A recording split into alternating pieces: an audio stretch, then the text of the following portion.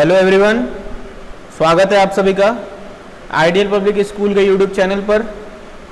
आज हम लोग क्लास 5 में पहला चैप्टर कंप्यूटर का पढ़ने जा रहे हैं। इस चैप्टर का नाम है हिस्ट्री ऑफ कंप्यूटर्स। ओके, तो आज हम ये पढ़ेंगे कि कंप्यूटर का क्या इतिहास रहा है, कैसे कंप्यूटर डेवलप हुआ, क्या क्या उसमें इम्प्रूवमेंट होता गया ओवर द ईराज, उसके बाद उसमें कौन सी ऐसी फेमस फील्ड है जहाँ पे आगे भी वर्क हो सकता है, कंप्यूटर की क्या कैरेक्टरिस्टिक है, उसका लैंग्वेज क्या है, ये थोड़ा थोड़ा हम पढ़ने जाएंगे आज। ठीक है, तो हम लोग इसको स्टार्ट करते हैं। सबसे पहले हम बात करेंगे एराज ऑफ कंप्यूटर कि किस एराज में ये चला है। ठीक है, तो एरा को जानने का मतलब, एरा मतलब एक तरीके का वर्ष, कई वर्ष मिल जाते हैं तो एरा बन जाता है। ठीक है, तो विगत वर्षों में कंप्यूटर में क्या क्या परिवर्तन आया है यहाँ पे हम ये पढ़ेंगे। सबसे पहले ये समझ लीजिए कि कंप्यूटर बना किस लिए था। शुरू में कंप्यूटर शुरू में बना था एडिशन सब्ट्रैक्शन जैसे परफॉर्मेंस के लिए, इन सबों को परफॉर्म करने के लिए ही ये बना था। ठीक है, तो उसमें ही सबसे पहला जो टॉपिक आता है वो आता है मैनुअल एरा। इसमें आपको ये बताया जाएगा कि अर्लियर टाइम्स में जो मैथमेटिकल कैलकुलेशन परफॉर्म करने वाले डिवाइसेस थे, ठीक है, तो जो मैथमेटिकल कैलकुलेशन परफॉर्म करने वाले जो डिवाइसेस थे उनको क्या बोलते थे? एबैकस। शायद आपने बचपन में स्कूल में देखा भी होगा, कुछ ऐसा रहता है जैसे बच्चा लेकर के दिखा रहा है, यही एबैकस होता है। एबैकस का फुल फॉर्म होता है abundant beats addition and calculation utility system. Okay, तो यहाँ पर हम एडिशन कैलकुलेशन कर सकते हैं। ठीक है, ये इसमें खूबी थी। ठीक है, उसके बाद क्या है, ये किसी भी नंबर को रिप्रेजेंट करने के में भी काम में आता है। Represent number by the position of head of rack. ये रैक लगा हुआ है ना, इस रैक पे हम डिफरेंट पोजीशन पे नंबर को लोकेट भी कर सकते हैं। ओके, तो ये एबैकस में था। Simple addition and subtraction can be carried out, ये तो बता ही दिया मैंने। फिर उसके बाद आता है मैकेनिकल एरा। मैकेनिकल एरा में क्या हुआ? मैकेनिकल एरा का जो पहला मैकेनिकल कंप्यूटर बनाया, कैलकुलेटर बनाया गया, वो विलियम शिकार्ड ब्लेस पास्कल के द्वारा बनाया गया। ओके, ये एक मैथमेटिशियन थे। ठीक है, इनके लिए मशीन पर एडिशन परफॉर्म करना, सब्ट्रैक्शन परफॉर्म करना एक अलग लेवल का काम था। इसलिए इन्होंने इस मशीन को डिज़ाइन किया। ये देख सकते हैं, ये उनके द्वारा बनाया गया मैकेनिकल मशीन है, एक कैलकुलेटर था पुराने समय में। ठीक है, अब पढ़ते हैं आगे। अब जान लेते हैं अगला कौन सा एरा आया। ठीक है, तो अगला जो एरा आया है वो आया है इलेक्ट्रिकल एरा। इलेक्ट्रिकल एरा जो आया है वो मैकेनिकल के बाद आया है, मतलब ये मैकेनिकल का एडवांस वर्जन है। इसमें जो पहला कंप्यूटर बना इसका नाम था यूनिएक। आप ऐसे पढ़ सकते हो, ऐसे पढ़ना मतलब बोल सकते हो कि यूनिएक है। ठीक है, लेकिन इसका फुल फॉर्म क्या है? Universal automatic computer. ओके, और ये जो है लार्ज स्केल पर डिजिटल कंप्यूटर बना था। ये आप देख सकते हैं, ये 1951 में बना था। ये जो इलेक्ट्रिकल सिस्टम से बना हुआ है ना, इसमें ढेर सारे चिप्स और इंटीग्रेटेड सर्किट्स सब लगे हुए हैं। ठीक है, तो ये वैसे बना था। उसके बाद ये जो कंप्यूटर था, ये ऐसा कंप्यूटर था कि इसमें हम प्रोग्राम को स्टोर कर सकते थे। तो इसका क्या मतलब समझ में आया? ये पहला ऐसा कंप्यूटर है जिसमें हम लोग डेटा को स्टोर कर सकते हैं। स्टोर तो पहले वाले में भी कर सकते थे, लेकिन वो मैकेनिकल था। ठीक है, अभी क्या है, हम लोग इलेक्ट्रिकली सब डेटा को स्टोर कर पा रहे हैं। तो ये बहुत अच्छी अचीवमेंट थी और बहुत बड़ी अचीवमेंट थी। ठीक है, इसके बाद आया जनरेशन ऑफ कंप्यूटर। अब हम लोग जनरेशन में पढ़ेंगे कि कैसे अब इनका जनरेशन हुआ, किस किस जनरेशन में क्या क्या बना। ठीक है, तो जो फर्स्ट जनरेशन था वो कब से कब तक चला? 1940 से लेकर के 1956 तक। ठीक है, इस समय में वैक्यूम ट्यूब्स का इस्तेमाल किया जाता था। ये मेमोरी के बेसिक कंपोनेंट थे। ठीक है, और ये सेंट्रल प्रोसेसिंग यूनिट के सर्किटरी थे, मतलब ये उसके सर्किट में यूज किए जाते थे। आप देख सकते होंगे कुछ ऐसे दिखते थे ये। ठीक है, फिर these tubes produce a lot of heats, इनमें बहुत सारी हीट प्रोड्यूस होती थी, and they are prone to frequently damage, और ये अक्सर डैमेज हो जाता था इसमें, ठीक है। जैसे अब किसी भी डिवाइस में अगर ज़्यादा हीट हो जाएगा तो उसके ज़्यादा चांसेस है अगर उसमें प्रोटेक्शन ना लगाया जाए तो वो जल जाएगा, ठीक है। तो कुछ वैसा ही था हमारा किसके साथ, इन ट्यूब्स के साथ। इन ट्यूब्स को क्या बोलते हैं, वैक्यूम ट्यूब्स, ठीक है, this are the vacuum tubes, okay. उसके बाद क्या है, ये जो है machine code was used as programming language in this computer, इसमें जो है मशीन कोड को इस्तेमाल किया जाता था। मशीन कोड एक ऐसा प्राइमरी कोड है, प्राइमरी का मतलब, मेरे कहने का मतलब ये हुआ, ये ऐसा कोड है जो मशीन को समझ में आता है, ठीक है। जैसे इस समय हम जो कोड यूज करके आपसे बात कर पा रहे हैं, आपको चैट कर पाते हैं, ये सब मशीन कोड नहीं है, ठीक है। ये हमारे लिए सुटेबल लैंग्वेज है, लेकिन ये मशीन कोड नहीं है। तो जो मशीन को समझ में आती है, जो मशीन को जानकारी दिखाई देती है, जिस पर मशीन प्रोसेस करती है, परफॉर्म करती है, ऑपरेशन करती है, उसको कहते हैं मशीन कोड, ठीक है। अब चलते हैं नेक्स्ट पर। अब अगली कड़ी में ही हम लोग ये पढ़ेंगे कि सेकंड जनरेशन क्या था। सेकंड जनरेशन सबसे पहले कब से कब तक था, 1956 से 1963 तक सेकंड जनरेशन में हम जी रहे थे कंप्यूटर की, ठीक है। इसमें क्या था, वैक्यूम ट्यूब्स की जगह पर हमारा ट्रांजिस्टर आ गया था, ठीक है। ये सबसे पहला important point, transistor were used as a device instead of vacuum tubes, ठीक है। देखिए ये भी सेमीकंडक्टर डिवाइस था, ये भी सेमीकंडक्टर डिवाइस था, ठीक है। ये भी इलेक्ट्रॉनिक था, ये भी इलेक्ट्रॉनिक है, लेकिन ये इसका ऐसा फीचर है जो ढेर सारे ये मिलकर के भी नहीं कर पाते थे, ठीक है। तो ये बहुत हाई लेवल का एडवांस वर्जन था। आपको ट्रांजिस्टर देखने को मिल जाएगा, देखिए कुछ ऐसा ट्रांजिस्टर दिखता है, आप इसको देख सकते हैं, आप दुकान से खरीद सकते हैं, किसी भी इलेक्ट्रॉनिक शॉप में जाएंगे तो आपको ये मिल जाएगा, ठीक है, ट्रांजिस्टर। और इसमें क्या था कि ये ट्रांजिस्टर की मदद से कंप्यूटर बना था। इसका सबसे इंपॉर्टेंट पॉइंट क्या था, एक तो सस्ता था, जो वैक्यूम ट्यूब्स थे वो काफ़ी महंगे आते थे, ठीक है, तो और काफ़ी बल्की होते थे साइज में। और इसका क्या है कि ये सस्ता है, इसमें पावर भी कम लगता है। पावर मतलब इलेक्ट्रिकल पावर की मैं बात कर रहा हूँ, इलेक्ट्रिकल पावर की बात कर रहा हूँ। जैसे उसको चालू करने के लिए मान लीजिए आपको मैं बोल दूँ, लेट से जैसे मान लीजिए 550 वॉट चाहिए था, तो इसको कम ही है, 5 ही वॉट में काम हो जाएगा, ठीक है। ऐसे आप समझ सकते हो। हालांकि हो सकता है मैं एक्यूरेट डेटा नहीं बता रहा हूँ, लेकिन मैं आपको एक एग्जांपल दे सकता हूँ कि कितने पावर का डिफरेंस हो सकता है। बहुत ज़्यादा पावर का डिफरेंस हो जाता है, ठीक है। और एक मैंने बताया था कि उसमें साइज बहुत बड़ी होती थी, they were huge, and in this case they are very compact in size, मतलब बहुत छोटे होते थे, ठीक है। और ये रिलायबल हैं और ये फास्टर थे, किससे, वैक्यूम ट्यूब से। वैक्यूम ट्यूब्स की जो स्पीड थी वो थोड़ी कम थी, बट इसकी जो स्पीड है ये काफ़ी तेज़ है, ठीक है, इसलिए ये सेकंड जनरेशन में आ गया, ठीक है। फिर इसमें क्या है, हाई लेवल की प्रोग्रामिंग लैंग्वेज यूज़ होने लगी। सेकंड जनरेशन में ये बहुत इंपॉर्टेंट पॉइंट है कि हाई लेवल की प्रोग्रामिंग यूज़ होने लगी। High level language are used in second generation.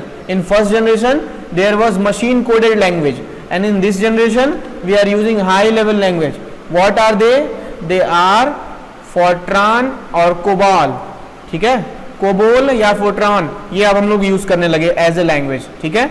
अब चलते हैं नेक्स्ट जनरेशन की तरफ। Next generation is third generation. Third generation was between 1964 to 1971, ठीक है। और यहाँ पर आईसीज आ गई थी। एक मैं मिस्टेक चाहता हूँ, मैंने मिस्टेक बता दिया था, सॉरी उसके लिए, कि पहले वाले में मैंने गलती से आईसी बता दिया था, ठीक है। तो वहाँ पर वो आईसी नहीं था, वो टोटल मैकेनिकल सिस्टम था। वैक्यूम जो ट्यूब था वो टोटल मैकेनिकल सिस्टम था, आप उसको करेक्ट कर लेना, ठीक है, कि vacuum systems were vacuum tubes were totally mechanical, they were not electrical, and there were no IC component, okay, शायद मैंने ऐसे बोला था, मुझे लगता है। तो थर्ड जनरेशन में आईसी आ गई थी, और ये मेन टेक्नोलॉजी है। ये आईसी अब तक की सबसे बेहतरीन टेक्नोलॉजी मानी जाती है। आईसी आपको कुछ दिख सकती है ऐसी, ठीक है, तो ये आपको आईसी दिख रही है। अब तो दुनिया भर की आईसी आ गई है, अलग अलग नंबर है, अलग अलग काम है, ठीक है। तो ये ऐसा दिखता है कुछ आईसी, ठीक है ना। और यहाँ पर क्या हुआ कि अब कीबोर्ड का भी इन्वेंशन हो चुका था एज ए इनपुट डिवाइस। अब हम लोग कीबोर्ड का काम ले सकते थे, मॉनिटर का काम ले सकते थे, प्रिंटर का काम ले सकते थे। पहले ये सब नहीं था, है ना, पहले ये सब नहीं था। अब यहाँ पर क्या है, साइज और घट गया और उसकी कैपेसिटी और बढ़ गई। मतलब पहले काम करने की कैपेसिटी थोड़ी सीमित थी, अब कैपेसिटी बढ़ रही है, साइज घट रहा है। ठीक है, यही तो है इन्वेंशन, यही तो है जनरेशन। ठीक है, अब हमारा सिस्टम और रिलायबल हो गया, यही सब है इन्वेंशन। अब चलते हैं नेक्स्ट पर। नेक्स्ट आ गया फोर्थ जनरेशन। फोर्थ जनरेशन 1972 से 1990 में गया था। ठीक है, यहां पर क्या था, VLSI यूज होने लगा था। What are VLSI? VLSI are very large scale integrated circuits. Okay, तो यहां पर क्या है, ये छोटे छोटे जो आपको ट्रांजिस्टर, सॉरी ये छोटे, अब देखिए मैं एक चीज आपको बता दूं, ये जो आईसी है ना, इस आईसी में ढेर सारे ट्रांजिस्टर इनबिल्ट हैं। आपको दिख तो नहीं रहे होंगे, लेकिन ढेर सारे जो ट्रांजिस्टर हैं वो इनबिल्ट हैं। और अब आ गया VLSI। VLSI में ढेर सारे आईसीज इनबिल्ट हैं। ठीक है, तो हम क्या कर रहे हैं, छोटी छोटी चीजों को अब कंप्राइज करके एक डिवाइस बना रहे हैं। उस तरीके से हम जनरेशन में आगे बढ़ रहे हैं। उम्मीद करता हूं मैं आपको आपकी बात, मेरी बात समझ में आ रही होगी। तो हम लोग ऐसे बढ़ने चले गए। ठीक है, उसके बाद क्या था, ये फोर्थ जनरेशन का था, काफी सस्ता था।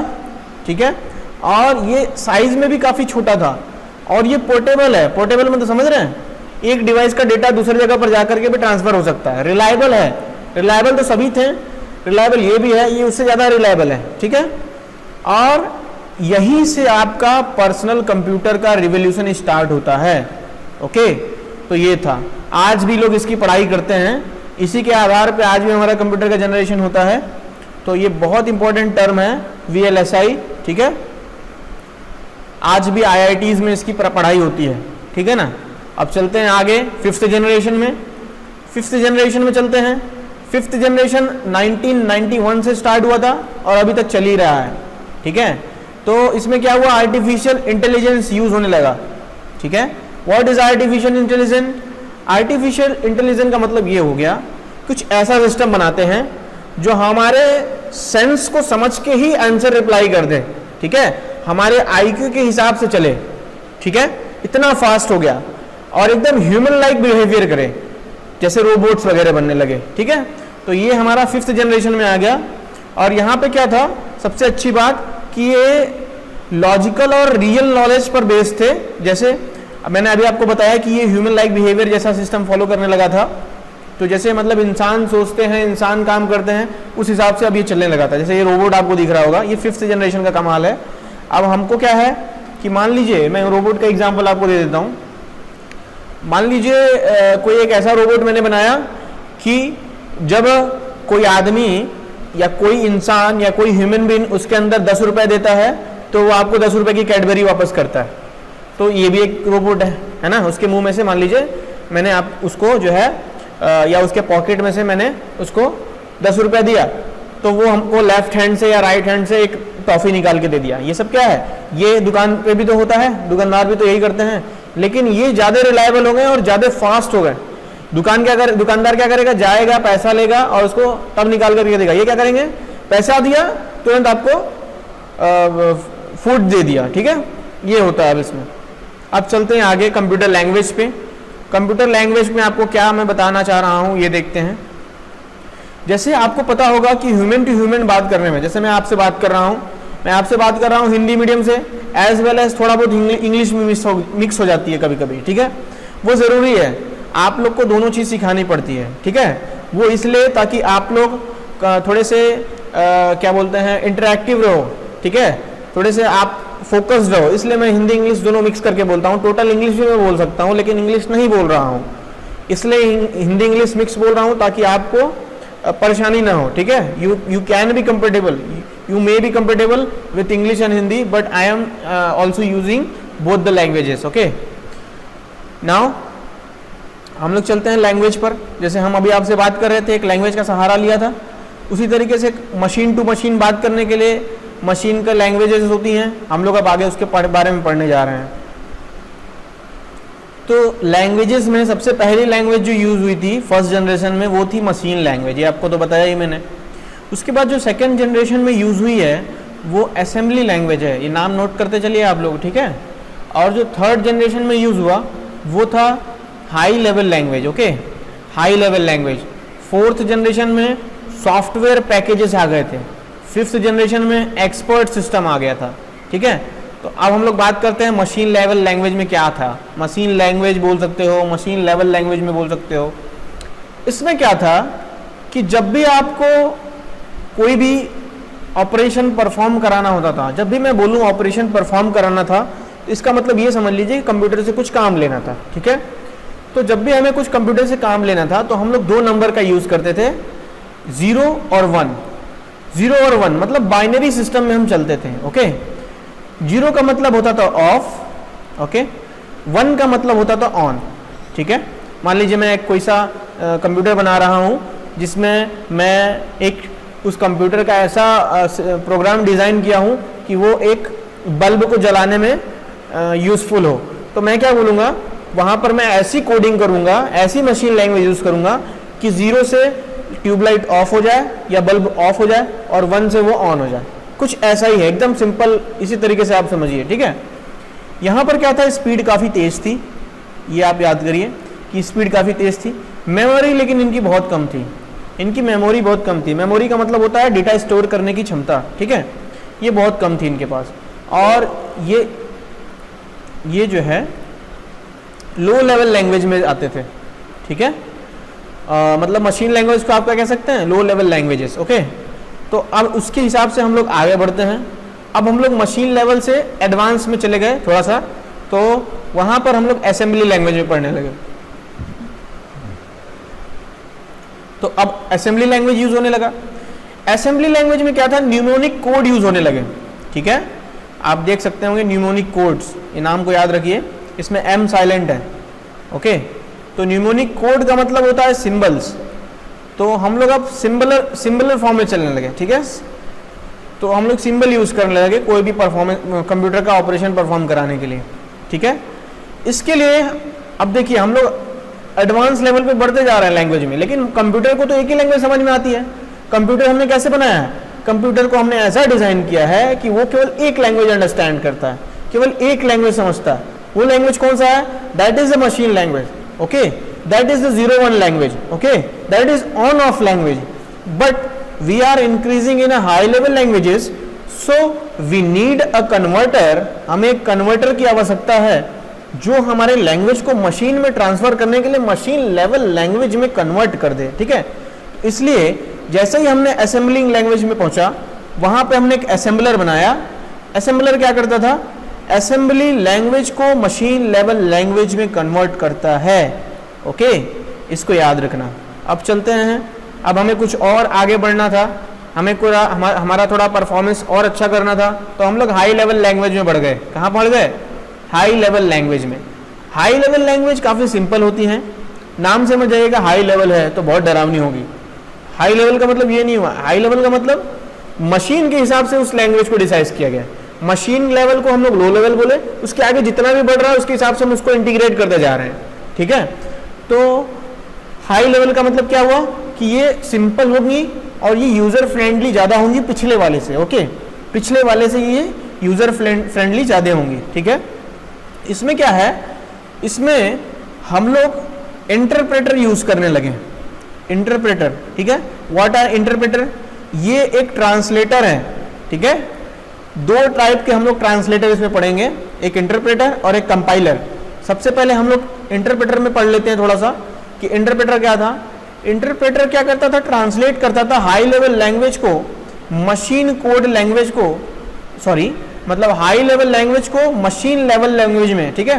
जैसे ये जो हाई लेवल की लैंग्वेज है इसको मशीन लेवल लैंग्वेज में कन्वर्ट करता था, मतलब हाई लेवल को मशीन के कोड में ट्रांसफॉर्म करता था।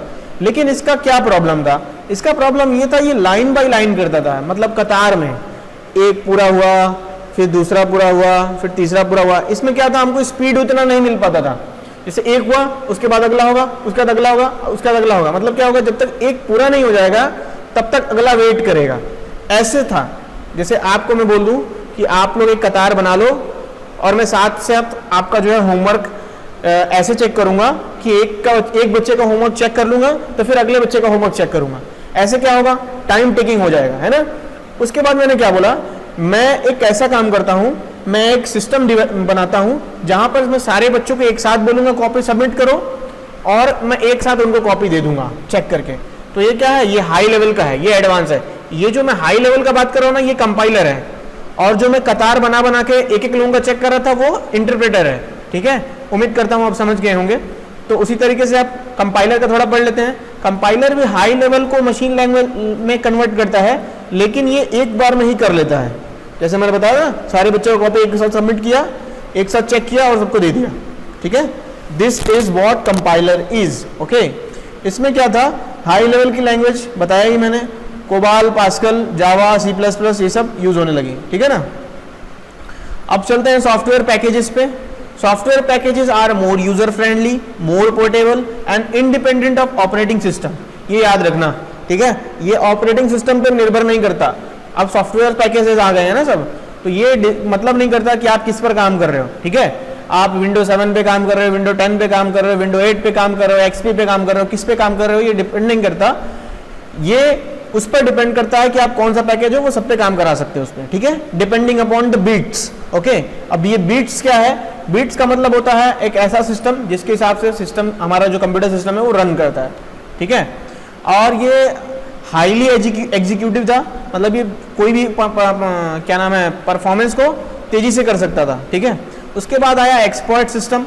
Expert system are way more smarter, ये बहुत ज़्यादा जो है स्मार्ट हो गए थे। ये जो है system totally computer collection of knowledge of human experts. ठीक है, इसमें क्या किया गया था कि ह्यूमन की कुछ कुछ बिहेवियर को उठा करके उसमें एज ए इनपुट दिया गया था, एज ए कोडिंग किया गया था। जैसे मैं क्या बोल रहा था अभी आपको कि हम लोग 5th जनरेशन में रोबोट से काम ले रहे हैं, तो वो रोबोट से जो हम काम ले रहे हैं, तो रोबोट को हम वैसा बनाए हैं कि वो हमसे वैसा काम दे पा रहा है। ठीक है, हमको वैसा काम दे पा रहा है।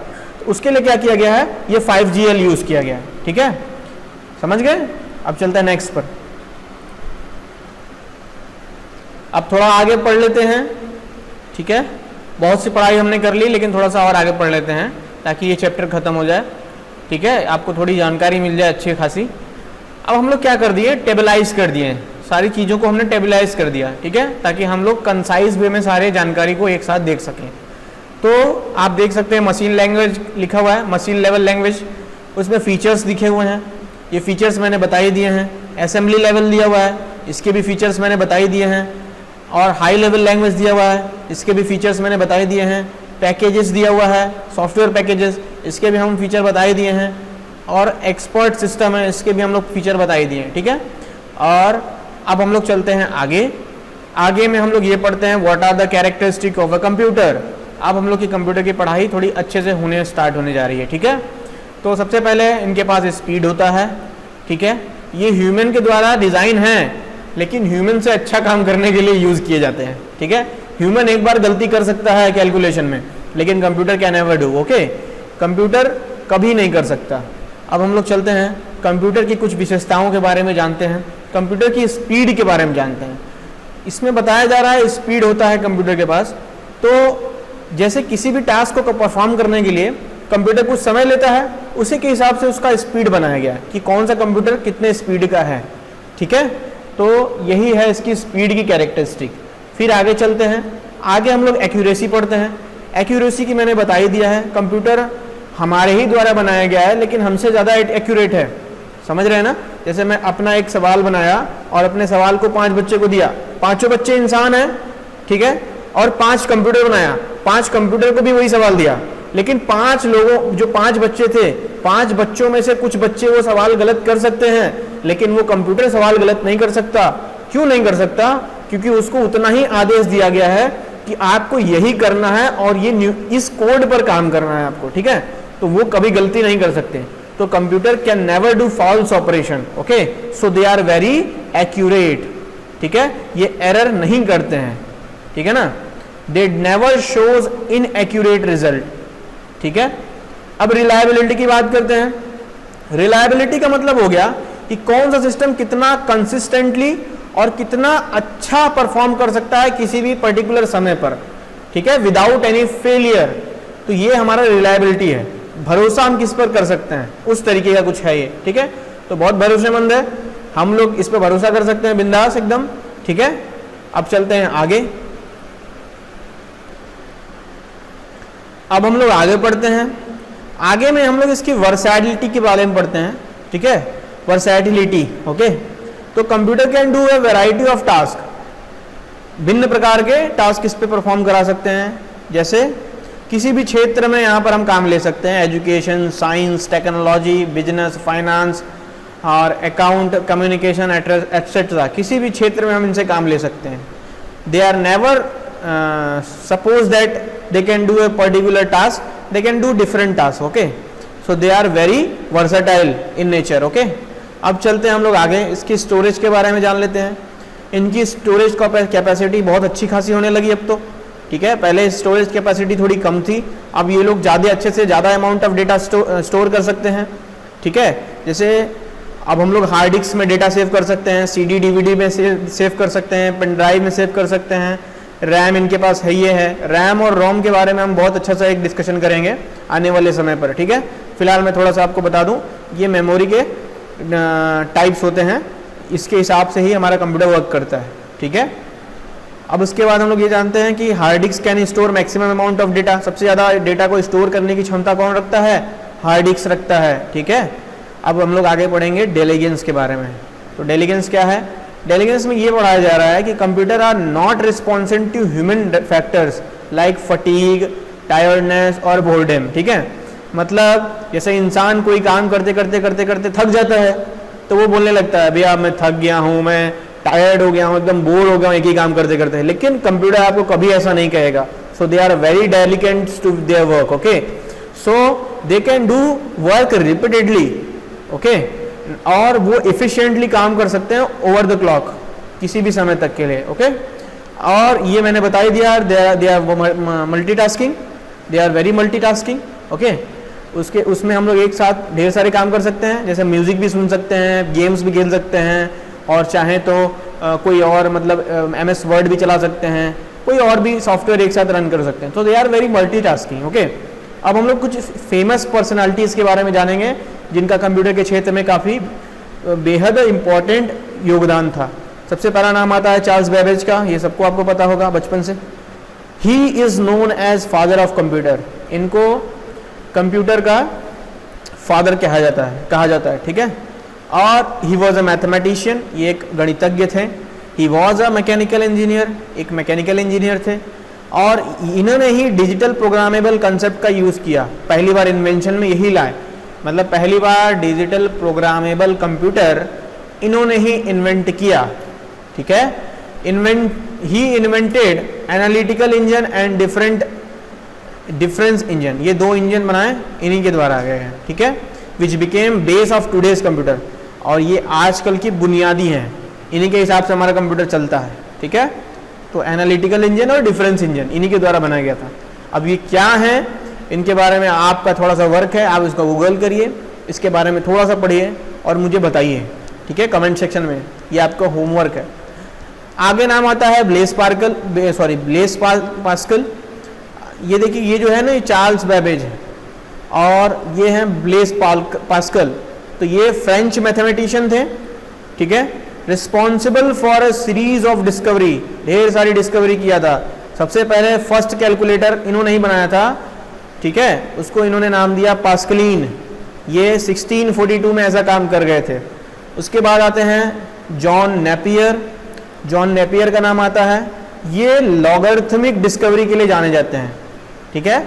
लॉगरिथमिक का मतलब मैं आपको समझा दूं कि बड़े से काम को छोटे तरीके से दिखा देना लॉगरिथमिक है। मतलब क्या कि जैसे आपको कोई एक ग्राफ बनाना है, उस ग्राफ में आप लोग 1000 से करोड़ से 10 करोड़ तक आगे बढ़ते जा रहे हैं, ठीक है, तो उस चीज़ को आप दिखा पाना किसी ग्राफ पे थोड़ा मुश्किल हो जाता है।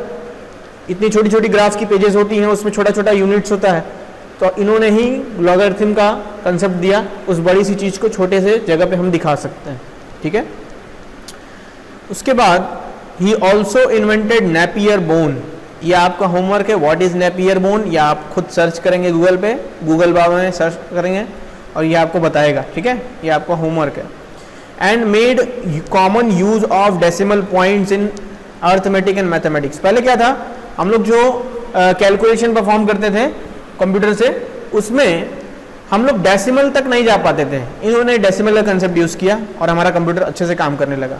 ठीक है, तो यही तक आपको पढ़ना है चैप्टर 1 में। उम्मीद करता हूँ ये वीडियो आपको पसंद आया होगा और नॉलेजफुल रहा होगा। अगर ऐसा है तो इस वीडियो को लाइक करिए, चैनल पे पहली बार हैं तो चैनल को सब्सक्राइब करिए, इस वीडियो को अपने फ्रेंड्स में शेयर करिए। ठीक है, थैंक यू।